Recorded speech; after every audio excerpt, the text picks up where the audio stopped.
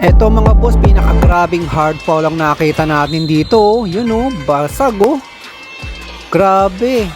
Nasa area na siya. Hinataw siya ni boss oh. Kawawa naman si boss dun oh. Tapos sabi niya bola. Bola? Bola yun boss, bola sabi niya. Dahilan niya pa bola. Ayan oh, gumagapang na yung kasama niya oh. Nakalaban niya, nag-iisip tuloy oh. Ano nangyari? Ganun ang binanat sa akin. Sakit nun. Ang sakit nun nangyari sa kanya mga boss. Ayan no. Di siya makapaniwala. Ganun ang pagkaka-hard foul. Nag-iisip tuloy siya kung itutuloy niya pa yung laban na to eh. O itutuloy niya pa yung career niya rito sa basketball.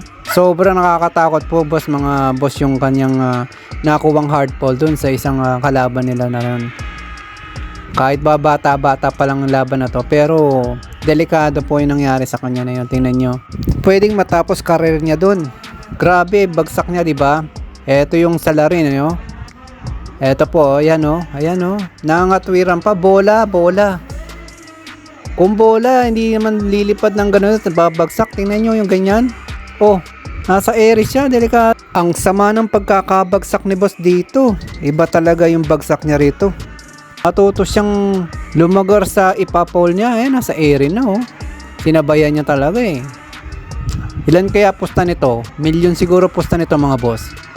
Ano sa tingin niyo mga boss? Tama ba yung ginawa niyang pagpigil dun sa ating player na kukuha ng basket sana yung layup? Tapos yan sabi niya bola mga boss, bola.